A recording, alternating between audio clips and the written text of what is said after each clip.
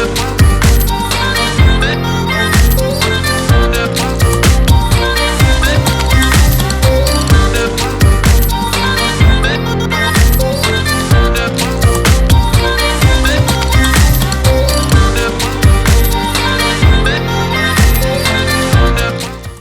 morning, good morning, good morning. Happy Wednesday, happy hump day, happy day to be here with me, with all of our guests. So I want to thank you for joining in.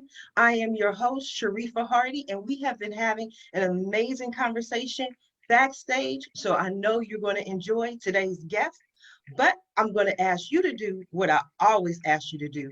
Every day, weekdays at 8 a.m., I ask you for the same thing, and that is for you to go ahead and share the show because friends don't let friends miss out on the Roundtable Talk Show. I mean, who would want their friend to have all this information, have all this knowledge, meet all these great people, and not tell them? I don't think that's making for a really good friend. So let's be good friends today and go ahead and share. And while you are sharing the show, I'm going to do my part and I'm going to introduce our first guest. And our first guest is Stacy Garcia. And Stacy is a serial entrepreneur. Good morning, Stacy. How are you? Good morning, Sharifa. I'm great. Thank you. I was going to say I'm a little more awake over here because I'm in New York. So, it's midday here. I felt bad for the West Coast people. Yes, everybody's like, how can you do this show at 8? It's because first of all, I wake up at like 4 or 5 o'clock in the morning. I get everything ready for the show. And then I'm one of those people that like to get things over with and get it done. And then I can go on with other things. So that's why I like the 8 a.m. time slot. Stacy, when did you realize that you were an entrepreneur? What made you realize that that's who you were? I don't know that I realized it really until I started in my head thinking about going into business. So that was in my 20s. But I grew up in a family of entrepreneurs. So everybody kind of owned small businesses. The legend has it, my great grandfather was a textile salesman back in Germany. And that was, before World War II. And I ended up ultimately in the textile business, which my grandmother was always really proud of because she felt like it came full circle. But yeah, I think, growing up around people who were in business, running small companies, sort of just hearing about the different challenges and struggles, it sort of seeps into your being at that point. I just asked that because that's what I wrote my book on. It's called Signs You Might Be an Entrepreneur, How to Discover the Entrepreneur in You. And I wrote it because I would hear people literally say, oh, I'm an entrepreneur because I hate my boss. Like I can't do a commute, so I'm an entrepreneur. And I'm like, it takes a little bit more to be an entrepreneur than you don't want to work a 9 to 5. So I was just interested on your thoughts on that aspect. Yeah, well, it's funny because when I really did finally make the leap and go into my own business, I started planning it while I was pregnant with my first child and then launched it right after I had him. But I was under the guise, and really misguided that exactly like you described, that, oh yes, as an entrepreneur or as a business owner, I would have control over my time. I was going to have this wonderful life work balance because I was a new mom and starting a new company. And what you realize very quickly is that to get a company off the ground, whatever the size is, really takes, that thrust and that rocket fuel. And that requires lots of hours and lots of tinkering and lots of, just sort of chipping away at it. So it was definitely probably twice as many hours as I would have worked at a normal 9 to 5 job, but I didn't have the commute. And ultimately it ended up being worth putting in that time because, it was for myself. Most of the self-employed entrepreneur business owners that I speak with describe being an entrepreneur more as a calling than as a job. It's one of those expressions where people say, and I truly believe if you do what you love, you will never work a day in your life. So when you go past working 8 hours or 10 hours, you're not thinking, oh my God, when am I off work? You're thinking, oh, I'm having the best time of my life. I'm learning, I'm experiencing. Was that true? I think there is definitely not even a question that some of that is true. I mean, that's what has to keep you going, right? Like the fire in your belly, the passion for whatever it is that you want to bring to the table. That's what keeps you going. But because if you don't have that, you're dead in the water, right? I mean, it's why when you look at the statistics and they say half of businesses fail in the first year, if you don't have that grit and that passion, it's not worth probably starting it in the first place. So you have to be really hyper committed to it. But I mean, certainly there were sleepless nights, many sleepless nights over the first 2 years of getting the business off the ground. As I said, I was a young mother. I leveraged my townhouse. So we had, been new homeowners. I was in my 20s and I borrowed $50,000, which is basically my entire life savings, in a home equity line to start a business. And I remember, truly not sleeping for like 2 years, just being worried that my house would be taken away. And thankfully, blessedly, I tell the story, I go, well, we knew we wouldn't be homeless, but the thought of living with my mother-in-law was like very motivating. Okay, no, but it's when we hear it, it's like, okay, $50,000, everything worked out fine. It all worked out well. Well, what are some of the lessons you learned? Would you still have taken out that $50,000 loan? Do you see other options that you didn't see back then? No, I really did knock on a lot of doors in the beginning. So I probably spent the first 18 months pitching to other companies, really trying to kind of get this off the ground as a licensing business. It was originally my dream was to sort of create partnerships with companies, have them license my designs, not have the risk in terms of inventory or investment in the same way. But it was really hard to get companies to invest in an unknown, which is what I was at that time.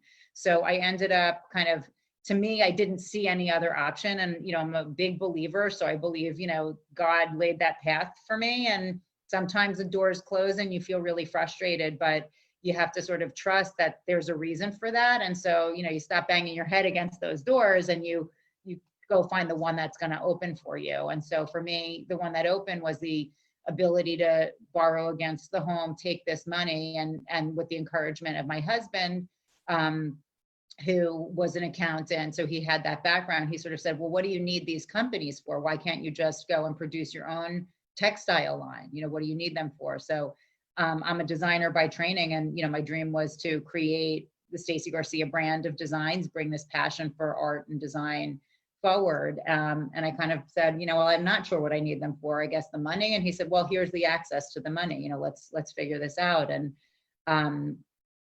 basically, that's beautiful. It felt a little like going to Vegas. I kind of felt like, putting it all on black, it's like, it felt a little like gambling in the beginning, but, hindsight being 2020, it's like, I look truly 20 years later and say, wow, like it's pretty amazing what, myself, again, the encouragement of my husband, and then ultimately the team that I built over the years, what we were able to accomplish and turn that $50,000 into, a business that's generated millions of dollars in revenues over the last 20 years. So it was a great investment. But like I said, it took, great commitment and probably 2 years of sleepless nights. And, a little bit now as an entrepreneur, you have those waves, like it happens again and you go, all right, just, you've been here before. Yes, I think a lot of people are going through those ways right now in this current environment. I think it's wonderful, and kudos to your husband for supporting you, not just because he's an accountant. I mean, I think that's a major boon to have an accountant that's a husband, but to have a husband who supports you in your dreams, because not everyone does that. Some people would have been like, $50,000? Are you crazy? Here's the divorce papers. And I've been divorced twice, so I've had these conversations and I completely get it. So Stacey, bring us up to date. What are you working on these days? Yeah, it's been exciting, and my career trajectory has always been that sort of, okay, envision it, take those steps against it. And I was just reflecting back with one of my team members. She's my right hand. Her name's Amy, and she's been with me 14 years, and she now has the title creative director. So she really helps me run the business. But we call manifesting. I mean, we've sort of created these ideas and then made them happen over the years. So one of them was a new brand. Once I got the textile company off the ground, I started, the licensing business did take shape. So I had to start with a different business model with this textile model. And once I was there and started making a name for myself, it was much easier to get other companies, other manufacturers to come in and say, sure, we'd love to license a Stacey Garcia lamp or table or whatever. So we've grown that. I kind of spun it off into a second business, into a separate licensing business. We focused for the last 16 years with that business on hospitality. We designed products for hotels and resorts, but really wanted to make the leap into residential. And so we created a new brand. Again, it was sort of an idea, you know, we did the mood board, the vision board, we were pinning up who we want our customers to be. And ultimately we pitched a couple of large companies, but we had QVC who bit down on it and took the brand. So I do collections on QVC. I've gone live. It was certainly an experience. I kept waiting for Bradley Cooper to peek out like the movie Joy.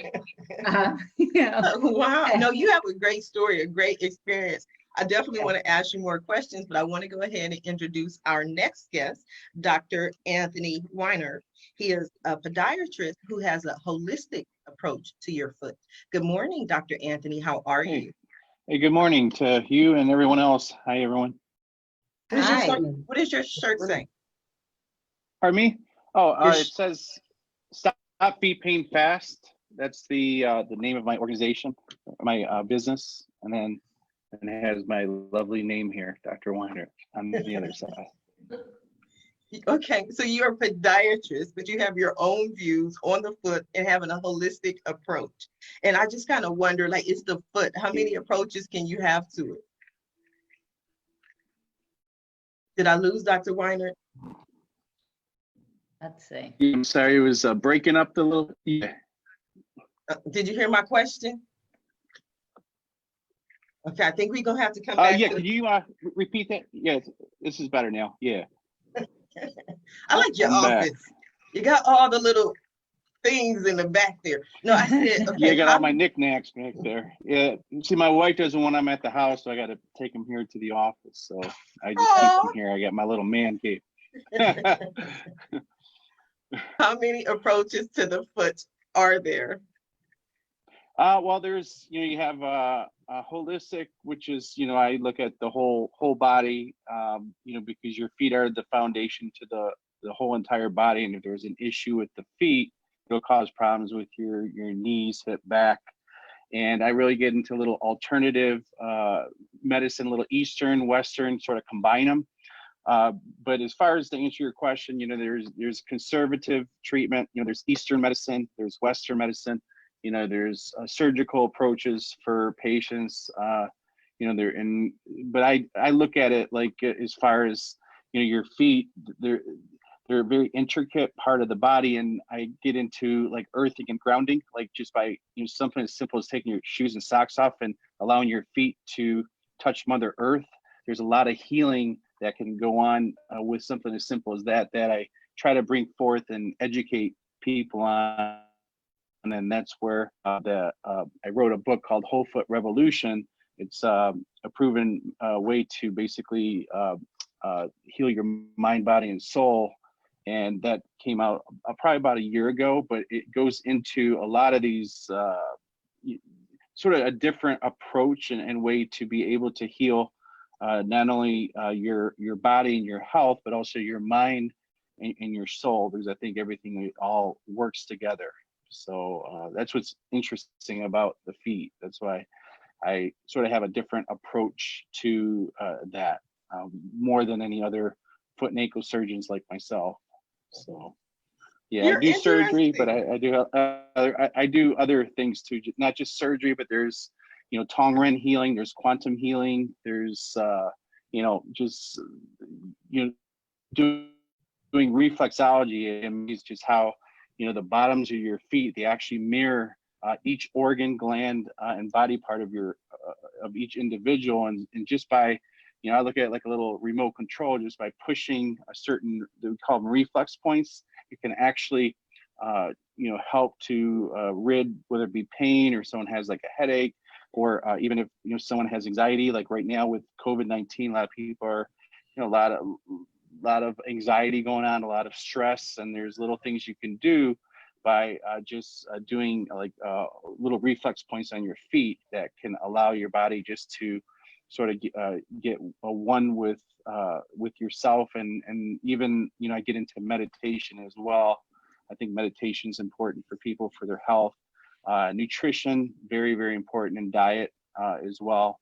So I don't know, I guess, yeah, I'm a foot and ankle specialist, but I look at, you know, there's more to body health and wellness than me just doing surgery on people's feet, or you know, tending to them conservatively. I want to be able to educate people on other modalities to heal them, which you know, it's been around thousands of years. You know, even like herbs and you know, teas, and you know, there's so many essential oils. I mean, you name it. There's, you know, coconut oil. There's now there's CBD oil, which I implement, but I make sure it doesn't have the THC component in it, and that does a lot of great for inflammation. And as we're aware, you know, when you got chronic inflammation, it'll cause people to have pain. So, you know, the ultimate, you know, what we need to do is rid the inflammation, and there's a lot of real easy holistic modalities to do that, and it can help a lot of people suffering with, you know, whether it be arthritis or tendonitis, or even some of these autoimmune issues. So there's a lot of stuff. I just enjoy educating people on it. Well, thank you for educating me, Yes. and thank you for educating us, because when I asked about being a podiatrist, I had no idea all this other information was involved. And I just love how passionate you are. Andrea, did you have a question? Just have a quick question. So because it sounds like, you know, this holistic approach and perhaps surgery and other, you know, physical repairs are maybe like not the first resort. Do you counsel and treat patients online too, or is it only in your office? No, but I will eventually be treating people online, because there is a certain treatment modality. It's actually called Tong Ren, and I don't know if you're familiar with it, but it's actually where we use the subconscious. It's sort of quantum healing, where you can actually heal somebody over, you know, whether it be a Zoom call like this, or it's just because there's no time and no space. And we could actually, basically what we're doing is, a lot of people with diseases and illnesses, they have blockages in they're actually in the spinal cord. There's different, they're called Tui points.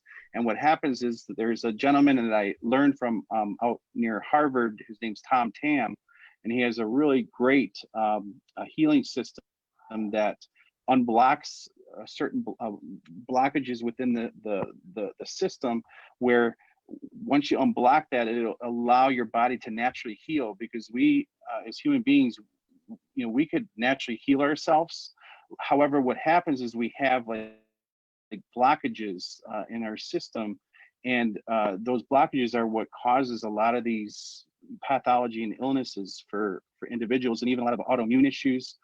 People suffering with chronic pain, or even you know, even cancer, believe it or not. I had a friend of mine, he played football at University of Michigan, and he had a stage 4 prostate cancer, and his name's Chuck. He's a good friend of mine, and he used a lot of these natural holistic modalities, including Tong Ren with Tom Tam.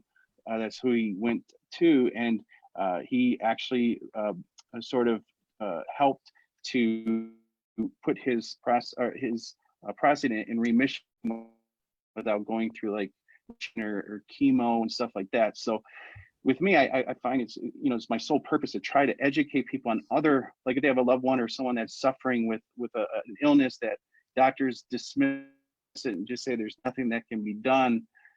There is things that can be done, and I'm just giving the information. Like in my book, I give all the resources and stuff for people to go to and be able to look at it and try to educate themselves, but also be able to do this on their own. A lot of this healing they could do at home on their own, or you know, just educate their loved one on it. Yes, thank you. We always have to look for holistic and alternative options. Stay with me, Dr. Anthony. Don't go anywhere, because I have plenty of questions for you. Sure. But all of our guests are being so patient.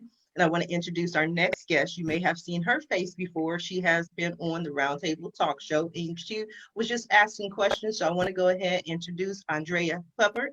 And she is someone I enjoy speaking with because she also helps me with the conversation and with the questions. She is a design communication strategist. Good morning, Andrea. How are you? I'm well, thank you. Good morning. You always have the best questions. Oh, thank you. I'm so curious. I'm like you. I'm just so curious. Did you have a question for Stacy? Like you didn't ask her how she did all that, how she made all that money? Like I was waiting for that question. I did have a question for Stacy, but you were on a roll, so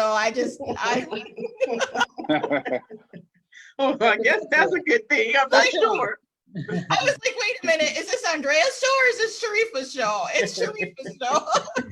Well, thank you for pointing that out because I point that out often. I like to remind people I can do what I want because this is my show. Right.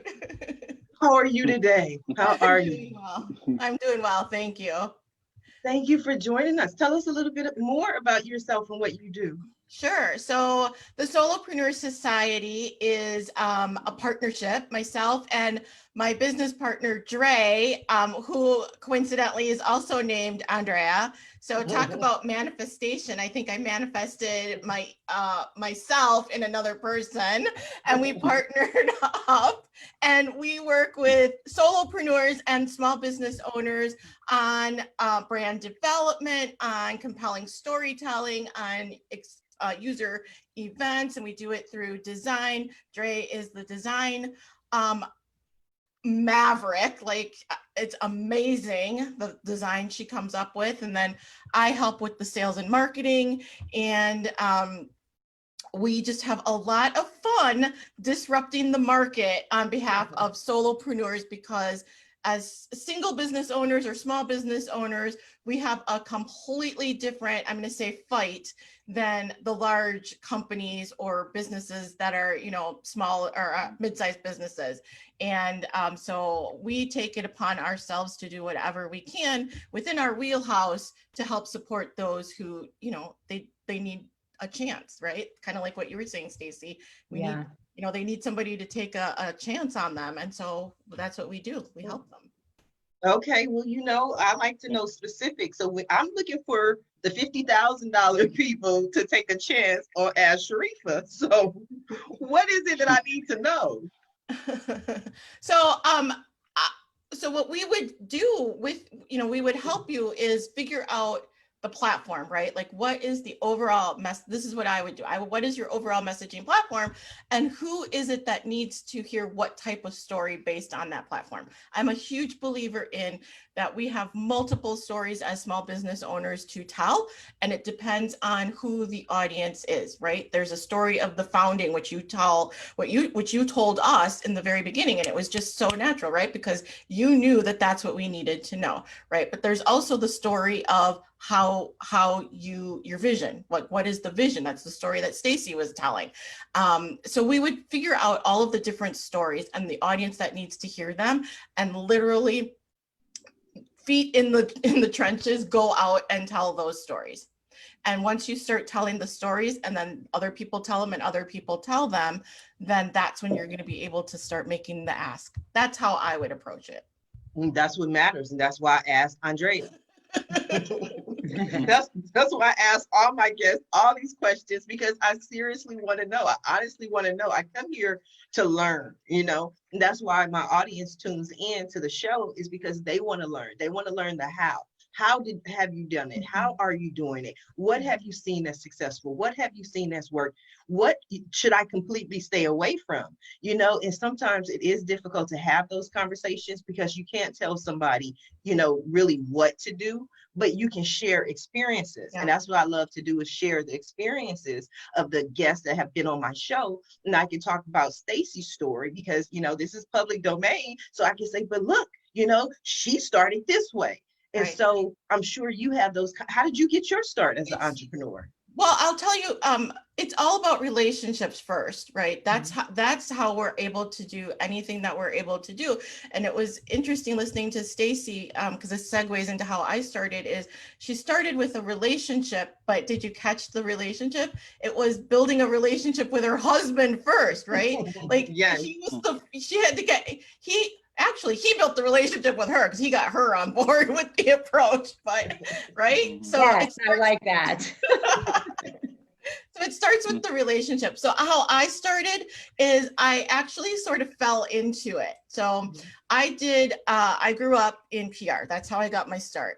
And I was working for a nonprofit, and everybody kept saying to me, you're so young and you have no children, no commitments. Why don't you start a business? This is, you're capable, right? Like all of the kudos. And I thought about it, and I was like, why not take a risk? Because that's what, as serial entrepreneurs, that's what we do, right? We take risk. And I started a business. I had no experience in the industry. I had the PR experience, but I started working with musicians, which I know you're a musician, Donna, right?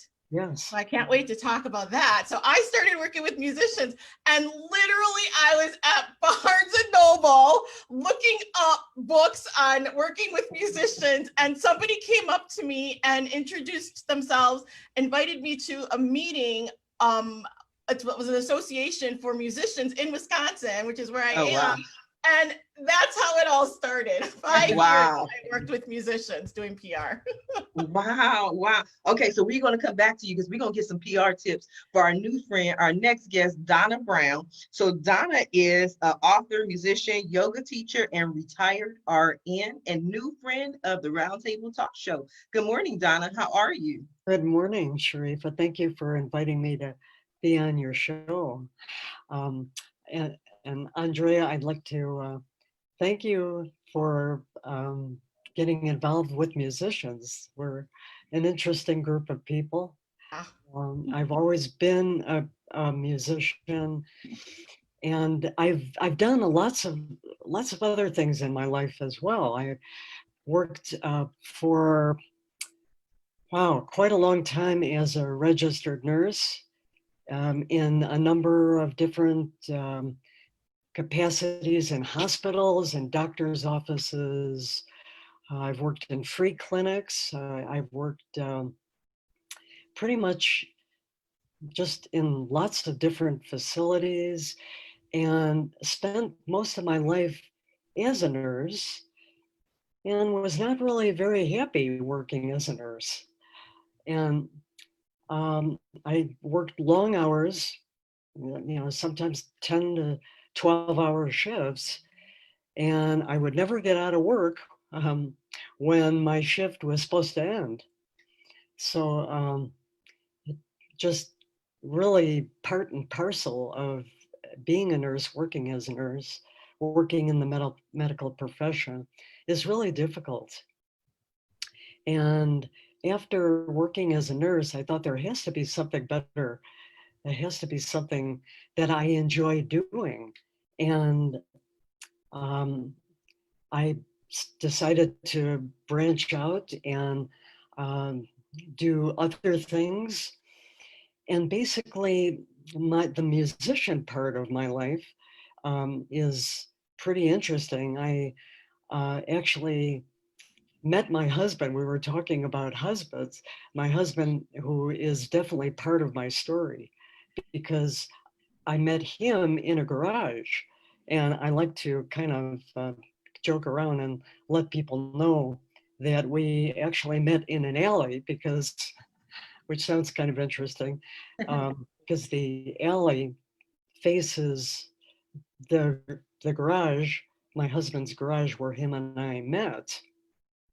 I was auditioning, or I thought I was auditioning to get into his rock band. And basically I stood outside the garage waiting to get a chance to play. It was all guys in the band, and they were really trying to get rid of this one musician, this guitar player. So I stood there for a good part of the evening. I didn't really get a chance to play, so I got very upset, just stormed off in my Volkswagen, and thought nah, heck with these guys. I don't really need to be part of their band. Next day, I get a call from my future husband, Gary, who invited me back to audition, made it into the band. And we played all over Chicago because that's where I was born, played all through that area and stayed together for about 3 years. And I thought, I got to really find a way to make money because you can't really make money as a musician. And that's when I decided to go to nursing school. And so it seems like now, just listening to you and listening to your story, that it's an emotional one for you. One of the things that I see as far as a kind of contrast is nurses are known to a certain extent for kind of not having feelings. Like they're emotional, but they have to hide their feelings. They can't be emotional because they have to take care of the patient. They have to put the patient's care in front of how they feel about what's going on or how painful or how horrible it may be. But then you have the musician who's known for being very sensitive. All the musicians that I know are very sensitive people. You know, they feel the message of the world or what's going on. It usually comes out in music or some kind of ways. Was music an outlet for you when you were an RN? Did it help you with the feeling? Oh, yes. Yeah, music, well, as everybody knows, music is universal. If you're feeling down about something, you listen to music or you play music. And my husband and I, when we were playing this original hard rock music back in the day, we stayed together for about 3 years. And we didn't really expect this music to make a mark in as far as anything in the world is concerned because of all the greats that we grew up with, listening to the Beatles, Santana, Jimi Hendrix. Wow, just so many legendary great musicians that we were influenced by. And I didn't really realize how after 40 years of just, leaving this music behind, one day I get a phone call from a record producer back in Chicago, and I was living out in Colorado at the time, and he calls me up, he goes, "Do you still have any of that music that you created back in the 70s? I'm like, no, not really. We recorded that music on crummy cassettes on a crummy, tape recorder back in the 70s. I said, "Why do you want to know?" He goes, "Well, this music is phenomenal." So the only reproduction of our music was a 45 that we produced at the time. Somebody handed him this 45 and said, "You have to listen to this." He flipped and he goes, "I want to release an album of this music that you created 40 years prior, back in the 70s. Very long Wow. story, very short. This Amazing. music received worldwide acclaim after he released the album in 2013. People were What was the name of contacted. the album? What's the name of the album? It's called First Step Beyond.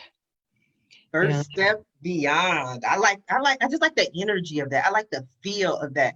When we finish, the first step I'm going to take after I get off the show is to Google First Step Beyond, see if I can get a listen, see if I like it and what's going. I'm sure I'll love it because just of your energy. I have more questions for you, but I definitely want to go ahead and introduce our next guest who has been sitting so patiently, probably working, knowing her, but waiting for to join the show. But I always say when our guests return, you may recognize their face, you may recognize their name, their business, their story. But I'll give you two things about this next guest that you will not most likely recognize. Out of all the shows that I've done, there was a show where I felt like I really dropped the ball. Like, I was like, oh my God, it was one of the first shows I did. I was nervous, a lot of personalities, and I felt like I said the wrong thing.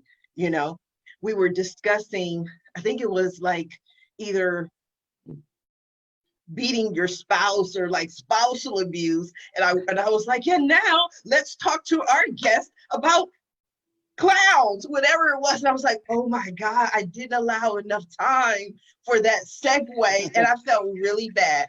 And so I hear this sweet little voice say, it's okay, Sharifa. And then she just goes on to all the reasons on why it was okay and people make mistakes. And I was like, you know what? I can do this show. I can do this. And that was because of Nicole Middendorf. Now, aside from just being a wonderful person, she is the CEO of Prosper Well, a wealth advisor, speaker, and media guest. Good morning, Nicole. How are you? Good morning. Thanks for having me. You're so welcome. Do you remember that show? Of course I do. Even though I do so much TV, I mean, it's a lot of it's all Zoom nowadays. Of course, I always remember the fun experiences, and you have such a great personality, and just offer such great advice and information for people. So thank you for doing what you do.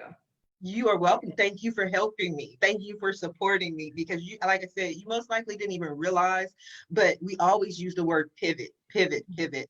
And you were on one of my first shows, and that was one of those pivot moments in this show where I was like, can I do this?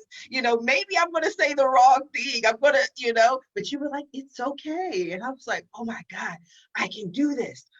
We're going to talk a little bit more about Nicole, but the second thing Nicole has done that I love is that when I see a product that I get excited about, I put it all over social media. I tell everybody. And it's not too often that I really see something that I'm like, you know what? I really like this. And again, that was Nicole and her family 401k fund. I saw that and I was like, you know what? This is brilliant. I posted the link. I posted everywhere on social media. We got to get more people doing what you do. What do you do, Nicole? Tell us about it. So I own Prosper Well Financial. I left Morgan Stanley in 2003 to start my own business. So and I never planned on being a financial advisor. I got into this because I got married right out of college and married someone that dreamt of being a stockbroker and being a financial advisor. And I sold Mary Kay, and I sold makeup to the men at the Morgan Stanley office in Wayzata, Minnesota. And they pulled me aside and they said, if you can do this, if you can sell makeup to men, you should be a financial advisor. I'm like, no, that's okay. Like, this is my husband's career.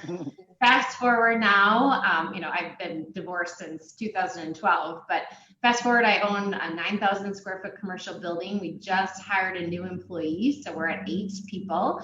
Congratulations.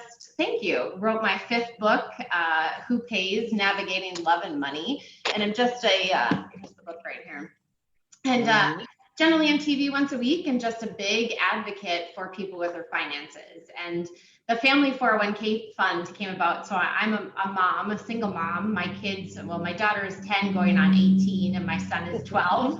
And I talk too much about money with my children, to the point that it's just, we've had so many unique and fascinating experiences where my kids are telling other people what to do.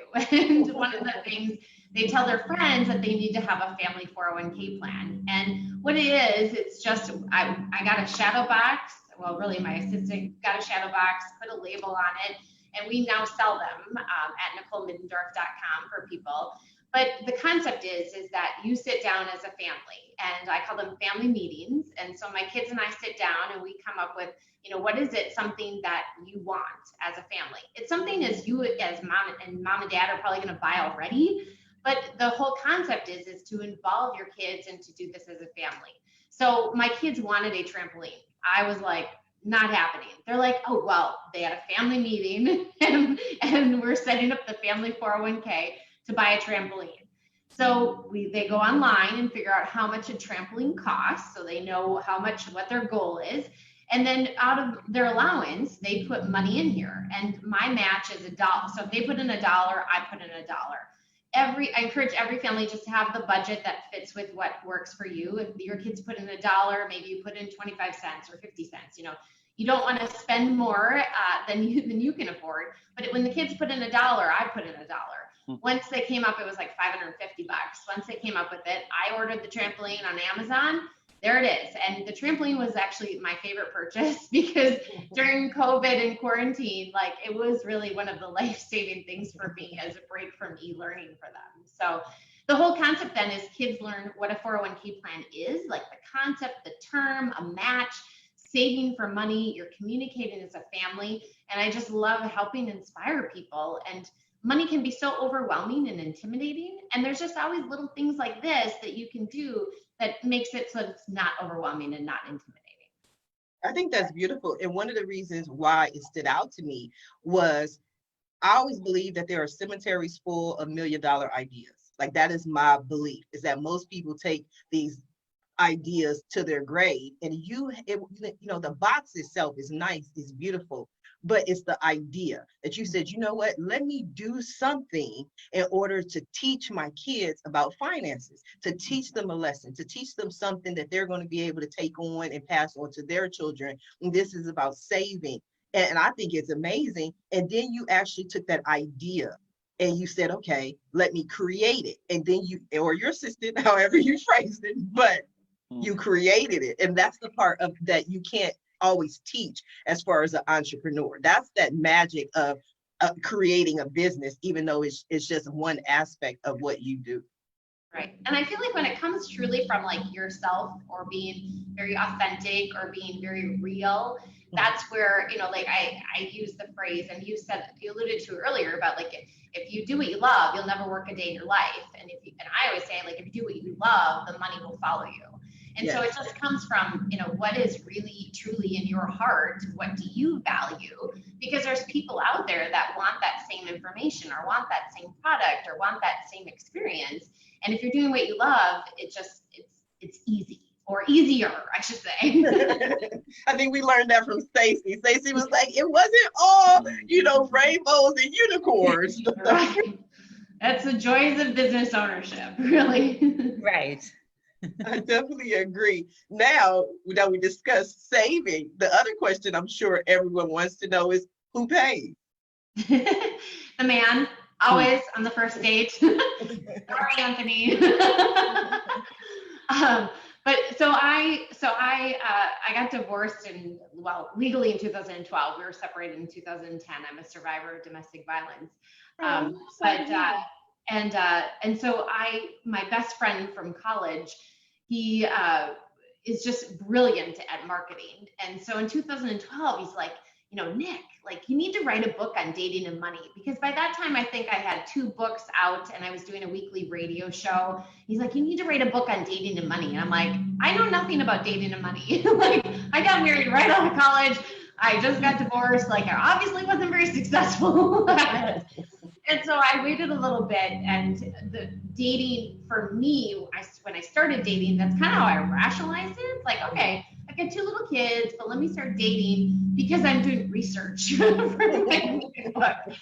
But fast forward, as I started writing it, coming up with stories, my clients became more vocal, telling me that I saved their marriage. Mm-hmm. And so the Who Pays book is all about being confident in your own finances. What is your own relationship with your money first? And then as you weave in someone else in your life, what's their relationship? And so like chapter 9, it's all questions. Mm-hmm. And so I'm a huge advocate beyond the family 401k. The other thing that I'm a huge advocate of is having a money date. And mm-hmm. so if you're in a relationship, at least once a month, and if you are single, have it be with your financial advisor or a friend. But once a month, you get together with your significant other and you're sitting down and you're talking about money. And maybe the first date needs to be at a public place. Yeah. It's anything from credit cards to insurance to taxes to your retirement accounts to your investments to your house, your mortgage. That's where there's so much to money. It can be so overwhelming for people, but it's all about communication and it's all about sharing your values. We have to go ahead, Andrea. Can I ask a question? Yes, I saw you. Yeah.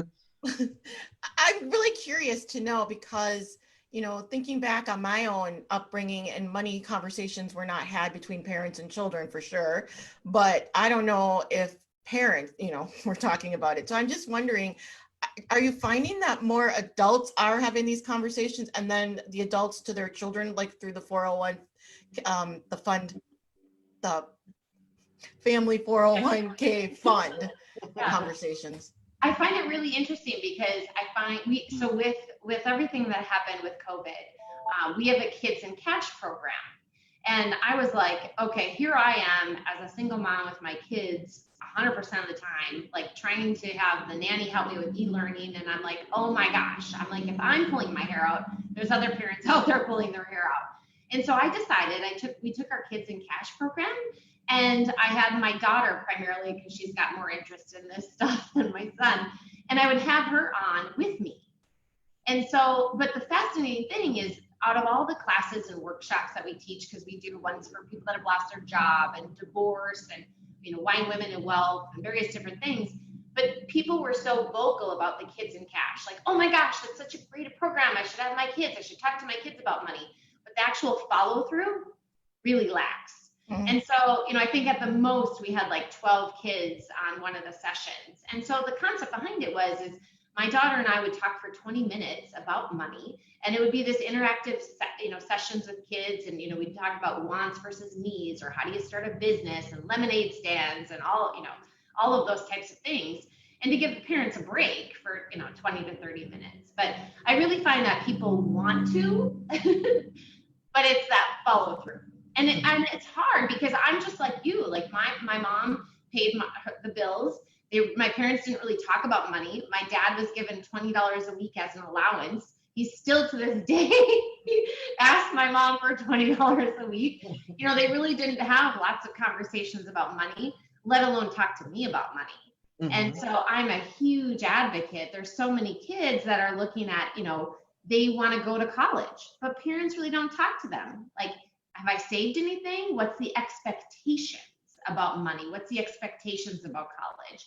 And so that's my whole focus, is to start having some of those conversations. And I feel like I'm constantly writing articles to help and make a difference, but and I get it, like parents are busy, you know, and I'm really hoping that during this time that people are really figuring out what's important and what's a priority, or just take the time when you're shuttling one kid to baseball to track, you know, that you're in the car, that you can have that quick conversation. I think we definitely need to have those conversations more. Who's a parent? I just want to know, Stacy, Dr. Anthony, Andrea, are any of you parents? Yeah, I'm a parent. Okay. Do you have conversations about finances with your children? I do. Actually, I do, and it's great. I love the you know, the family concept that you have. But I actually learned a really good, it's a JAR method from T. Harv Eker. He's really you know, good speaker, personal development, but really good with money management. And it's basically, you know, I teach my son with jars, where you basically have, you know, one jar for like you know, a savings account, and then you have, you know, one for, you know, it's basically like a necessity jar, you know, a savings account, you know, like in like a 401k, which is more like a, you know, something for future financial freedom account type thing. But they have adults, but also there's for children as well. But I think it's good to give them the concept, because you know, you don't learn that in school. Nobody teaches you that. I think it's up to us as parents to, you know, be advocates and try to, you know, teach them this, because, you know, especially now, as we all know, with the COVID-19 and the big financial hit it did to people, but those people that sort of saved and really sort of thought, you know, about this a long time ago, they're in a little bit better situation. But I think it's wonderful to do, and you know, keep up your good work with that. But I think we do need to educate more our children on this, and even if they can implement it in schooling, having, you know, like you know, classes that sort of teach that, or even for me in medical school, having something with us, our high loans and everything, with student loans, and I mean, you name it, like getting businesses, and you know, it's a lot to it, but they don't teach you that, and that's why, you know, I think it's great. You know, yeah, start them young. You know, that's great. Yeah, with that. I think, you know, also if I could add to it, I think some of the challenge, and I'm also a parent. We have 4 children, and you know, I think a lot of people, and I hear it, and I know I feel it with myself. I mean, so many of us as adults feel ill-equipped ourselves. Mhm. So, it's almost like as an entrepreneur, they talk about the imposter syndrome, right? When you're Yes. starting your business, or Sharifa, you were talking about when you were starting Yes. your show and you're like, do I have what it takes to do this? Yes. And I find that at so many different points in my career, I continue to question myself, no matter how far, you climb that ladder, or how much, it appears to be successful. I think you always have those moments of inflection, but especially with finance, where I think so many adults just still feel like they're trying to figure it out themselves. And so you sort of feel like the imposter, trying to teach your children something that you don't necessarily feel you have a true grasp on. Because look, I went to art school. I mean, so blessedly, I didn't have the same loans that Dr. Anthony had from med school, but because art school is only 4 years. But they certainly don't teach you anything about, managing a budget or a P&L statement, or, how much to save. And I think as an entrepreneur too, and again, I know I feel it, so I'm just speaking from a personal perspective, but that fear of like, well, gee, like, we're not pensioned, like how much is enough? How much do I need? Am I really the right person to teach my children? And I think, to your point, it's the more you can have these conversations, and maybe you're not a parent, but you're an aunt, you're an uncle, you're a mentor to somebody. So we're all sort of responsible for that next generation. Maybe you're a grandparent. I think even just beginning those dialogues, even things as simple as like, one of my sons works for me part-time. So I remember the first paycheck and he was like, wait, what happened to my money? It's like, well, part went to the state, and then part went to the government, and part went to Social Security. So when you're old, maybe there'll be something left. But I think those are great lessons for a young person. It's like, welcome to adulthood. That's like I always say, my kids are 23 and 26 now, and I keep having to say that, my son is like, I just feel like I work and then I just pay bills. I'm like, welcome to adulthood. Exactly. I know, but and you start to question, and I'm so curious also, like from Donna, but like at what point do you decide you're off the hamster wheel, like, and you're just, like you said, you're just going to go make your music, or you're moving to Colorado? Like at what point do you just say, I'm going to just live?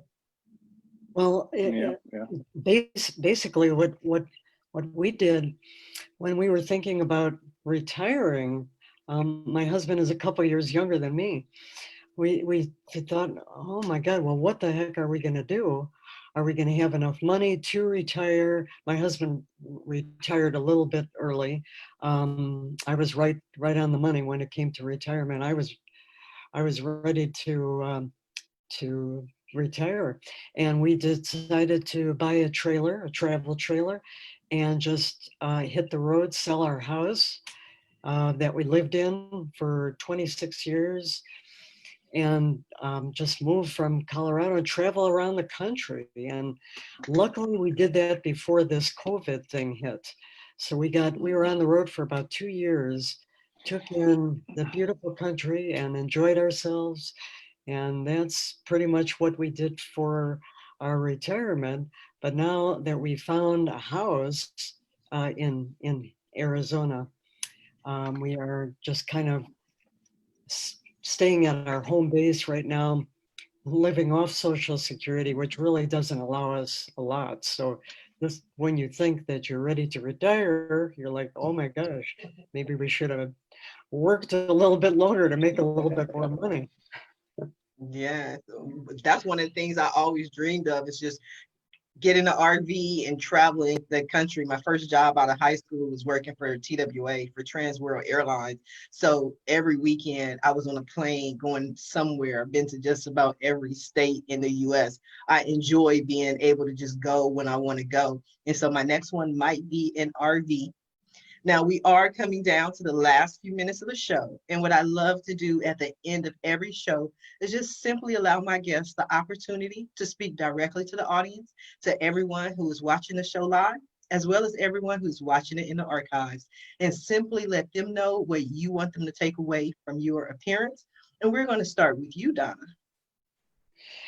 Well, I would like to share with everybody that you can always, no matter what career you're involved in, you can always have that second chance to do what you really love to do, to just really, really follow your passion, pursue your dreams. And, you know, if you're working at a job that you don't enjoy, you shouldn't really be working at that job. You should be doing really what you love to do. And Donna, go ahead. I'm sorry. for me, it was reconnecting with my musical roots and playing music and getting out and, you know, playing in front of audiences that appreciate music. After 40 years of obscurity, that seeing the response that we got from our fans was phenomenal. So I'd like to thank everybody who is fans of Medusa, and just thank you for all your support, and just really get out there and do what you love to do, for sure. Thank you, Donna. I appreciate that. I was just going to say, you know, you mentioned if you're not you don't love your job, you shouldn't be doing that job. You know, so that's one of those times I'm like, okay, people, don't go. Everybody just quit all at once and tell their boss they were watching the Roundtable Talk Show and you don't need this job. Okay, so I'm just saying, I love the idea, but don't blame me, because people always blame me. They come have these consultations, they ask me my opinion, my advice. I'm the cheerleader. I believe in them. I'm like, yes, you can do it. And I speak to them again. They're like, Sharifa, I did what you said. I quit my job. I'm like, that's not what I said. I did not say quit your job. I said, follow your passion, follow your dreams. So I get it. Thank you, Donna. Andrea, what do you have for us? I want to first say something about the money talk. And for business owners, because I don't have children, but I can relate to this from a business owner perspective. And that is, a lot of times we kind of wrap our worth around the money, right? We don't charge what we should charge because we think that, you know, that money equals value of our work. And that's not true. Money is a tool, right? It's the thing that we need to do. It's a commodity. It does not equal the value of our work. And I like the point, Nicole, that you have about having conversations of all types about money. And I really think that business owners need to get comfortable having the conversation of money when it comes to their pricing strategies, when it comes to their client engagements, when it comes to the value of their work, not as it relates to the dollar that they're making. So, but Solopreneur Society, we firmly believe that, again, as solopreneurs and small business owners, our biggest differentiator is our personality. That is the one thing that nobody else has. Even if we work in a commodity filled market, if we sell widgets, we sell them different. The more we lean into our own personalities. And that's something that we really try to reinforce in every client engagement and with every student that we have. So I just want to encourage everybody to lean into who they are and do it every single day and do it without fear. Because like you were saying, both of you, well, actually all of you, to be honest with you, it comes down to taking these leaps of faith, right? Like you have to jump. If you want to be in business and you don't want to be a hobbyist, you have to take some leaps every once in a while. And you have to have the confidence to know that whether it turns out or not, it's something that's going to move you forward in your path. So being confident about who you are is something we really stress, and building relationships. Yes, I love it. Thank you. Dr. Anthony. Yeah, well, basically, I think we all need to have really passion and love for what we do. You know, I enjoy helping people, but really my sole passion and what I really love, and you know, I love being able to help people outside of my business, and that's like those that are in need, like the homeless, you know, people like veterans, homeless, disabled, and low-income men, women, and children, and you know, that's what made me a nonprofit, Shoe Pantry Plus, where I distribute brand new shoes and socks to these people in need throughout the community. So I really enjoyed that, and I know before, like doing something you love and you don't even know about the time. So when I do that, I I could just go forever. And that's what my vision and goal is, to have one of these shoe pantry pluses throughout every state in the US and be able to distribute at least 1 million pairs of shoes to people that really, really need it. And I try to instill that in my son, just the importance of giving back and just trying to show love towards everyone, because we're all brothers and sisters. So I think that's beautiful. I would sort of just say that. Yeah.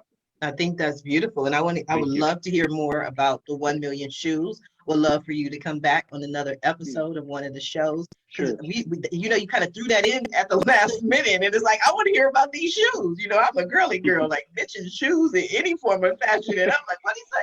Shoes? Okay, so come back. Stacy, what do you have for us? Yeah. Well, for me, really my passion, so kind of jumping off of where Dr. Anthony left off, is to help at this point people create beautiful home environments, surround themselves with things that really uplift them, because I believe that your space really becomes that outward place where that helps you manifest the life that you want, that really can make a huge impact on our mental state, on our energy levels, all of it. So there's, it is a holistic approach, and we heard from everybody on the panel who sort of spoke a little bit about different ways to holistically elevate your life, really shift your life energies. And for me, my passion and my belief structure is that design is such a huge part of that. The interior space that you surround yourself with is such a huge part of that. So I actually just started a new Facebook page at Stacy Garcia. I think it's at Stacy Garcia Inc. on Facebook, and where I'm sharing inspiration, tips about home decor, questions I get asked all the time, even as simple as what's the right, way to hang a drape, or how do you choose a color? So, all of those things that go into making great design decisions. And then for those that are listening, sort of on the fence of whether or not to make that leap into entrepreneurship, I want to leave you with this, that I started my first business. I had started planning it in 1999. I incorporated it, but really pulled the trigger, sort of from that planning into actual business, taking out that loan against my home and launching the first collection.